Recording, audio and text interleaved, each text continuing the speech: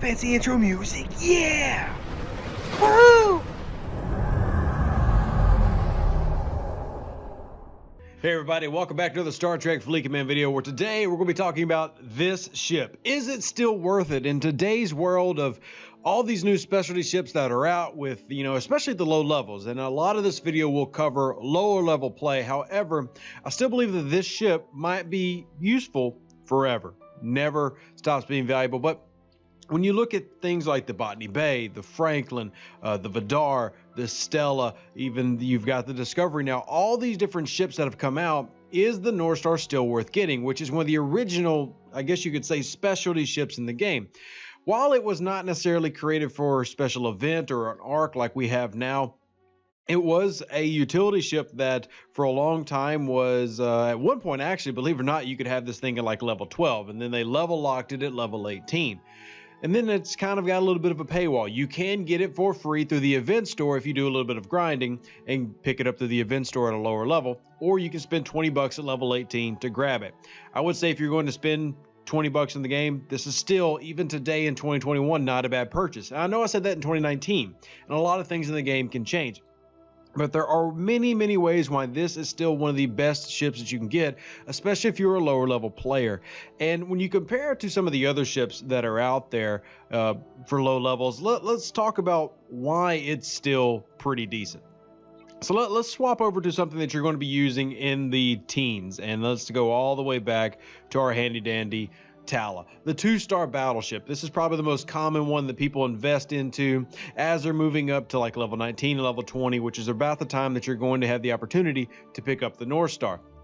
You see, just from an immediate power difference. Now, granted, I'm viewing these on my level 39 account, so power variance is going to be there, but you'll still see the disparity between the two. My Northstar, which is it's not neither one of those. My Northstar, which is only tier 8 because I actually scrapped my first one and had to go get another one. At tier 9 max, here I'd be looking at about a 400,000 powered ship. But right now at tier 8, 370. So it is a 3-star ship. It's one of the first 3-star ships you can get in the game. The Tala, of course, is tier 2. So much more limited in how high it can get and how strong it can get. Whereas that's not the case for the Northstar. I still believe that the Northstar is a better investment than the Jellyfish is, even though the Jellyfish can be really, really handy, especially with these anti-faction crews that are out now. But as a ship itself, it's essentially taking the Horizon and making it into the Northstar. It's the really only difference between the two is the Northstar has less hull in terms of cargo capacity. I know that's a big negative for a lot of people, to the point that they undervalue what the Northstar can actually do because they want to see the protected cargo and the cargo ability to mine. But that's actually what makes this ship so good, because it's better than a faction miner when it comes to mining speeds. Now, I know the first thing you're going to say is, why does that matter if I have no protected cargo? We are talking about active mining, but if you're going through things like, say, events that we have, mining events on Monday and mining events for arcs and all this other stuff, that is a very important point to note. Having the ability of not only its mining laser, which even at tier 7, or I'm sorry, tier 8, you see the mining laser is 1200%, or it'll show up as 1.2. And just a quick note, they have changed how a lot of things display. So like if you see this, it says 0.8 instead of saying 800% like it did before. And just another quick note, a lot of you have asked about the sarcophagus. It was not nerfed, nothing changed. It's just how they have chosen to change the display of percentages, which actually makes this a little bit easier in terms of multiplying. But anyway, the Northstar is still the fastest one in the game. I know there's a lot of people who are a little confused by that because, one, you've always had that mining display number error on the Northstar where it never properly displayed how fast it was mining. And second of all, it's just the math of it is, well, honestly, it's kind of tough to navigate. You would think that a 3-star faction miner would actually be better. But if you look at, say, my Cavort here at tier 6, now granted, this is only a tier 6 and I haven't taken it that high because of how exhaustive it is to upgrade. That's a 1300%. So your first thought is, well, that's higher than the current mining bonus of the Northstar. Surely it does better. But that would be where you're wrong. And if you remember that the tier 9 Cavort or any of the faction ships, the highest that mining laser can get is 1820. So 1.82 in terms of what it would display on your screen. 1.82 is good. I mean, that's a very strong laser. Keep in mind that it costs you, a lot of titanium and uncommon crystal to max. You're not going to spend that same here. And just to give a on the screen comparison of what these two cost to max, if we're only talking about from a mining perspective, well, the Northstar is going to cost you total 14 rare, 326 uncommon gas, 14 rare gas, and then 38 rare crystal and 474 uncommon crystal to max it, just to take it to tier 9 and have it the best it can be in terms of all abilities. Cavort, by the way, 31,000 uncommon crystal, 2,400 rare crystal, and then plus the gas, obviously. So far more expensive to do that. Now that tier 9 mining laser for the Cavort can get to 1820.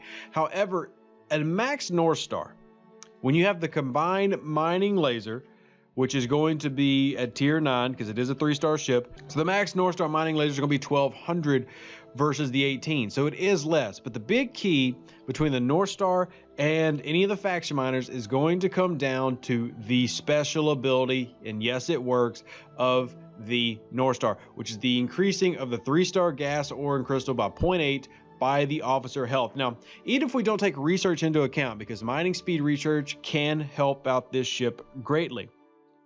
If you use Barrett synergy on crystal or Talon, or not Talon, T'Pring synergy on gas, etc., and then have 10 of 10, you could very easily, with only 7,000 health, be mining at 30,000 per hour.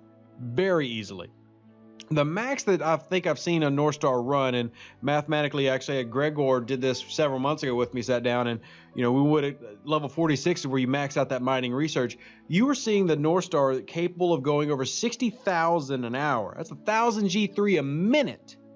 That is extremely fast. You talk about scoring in these different brackets that we have to go through every now and then for mining. That is some extreme speed. So even high level players can find value in still keeping around that tier 9 Northstar, and it's extremely cheap to produce. Once again, the protected cargo, the ability for it to die and get hit is there. You see the cargo capacity on mine is only 11,000. So I could never even get to that 60,000 if I wanted to in one setting. But if I was living in a hub system that had that mine, well, I could still mine and do a quick in and out so that I could get what I needed. And odds are, if I'm mining at, say, 500 a minute, which would be 30,000 an hour, that I could watch that cargo capacity fill up in those few minutes and bring it home before it gets hit and not worry about it. Now, this is all based on the health stats of the officer, or the health stats underneath. And so you see on this Northstar, and this is at my dock D. So this is not even my good dock. This is like at the very back end where I've already put all the good officers on other ships. I'm sitting there with 6,500 health essentially.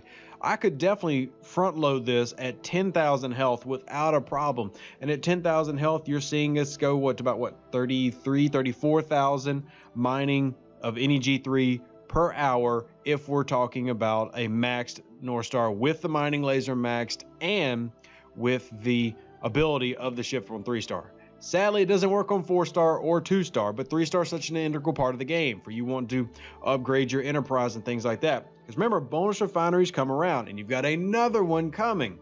So to have those materials ready to go for when you're ready to turn in the refinery and get those guaranteed uncommons, which are so rare to begin with, this is a extremely sound investment. And since I was mentioning the Cavort, let's just talk about its mining laser.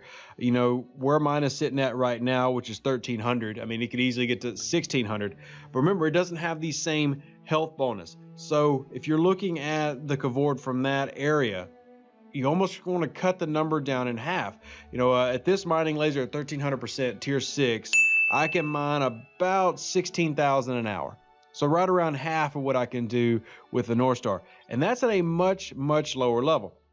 So let me just go throw it. I'll show you the display on a node and we'll wrap up with this. Basically, this video is saying, yes, as a low level player and a high level player, this ship still has extreme value at this point in the game. Y'all didn't tell me I looked at the wrong system? Here, this is definitely 3-star. So let's look at it right this time with the various special abilities of both the Northstar and the Cavort. And now I don't have the proper mining officers on there, so I know everyone's gonna make that comment, but I don't have it on the other one either. So 6,000 with the just straight officer on a gas node. Obviously, that's not what the Cavort's supposed to mine.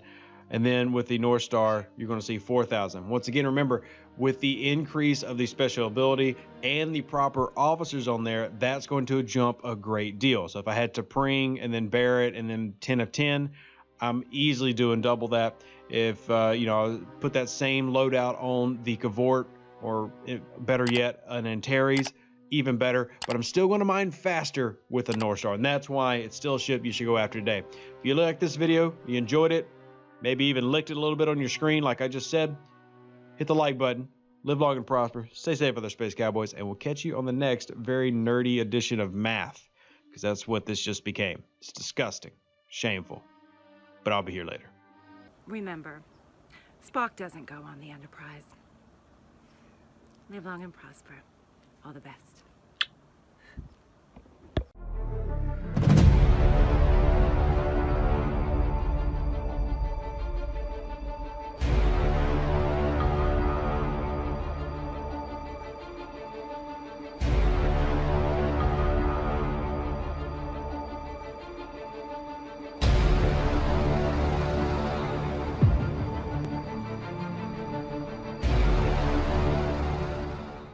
An even better outro than the intro for the Empire and glory to your house.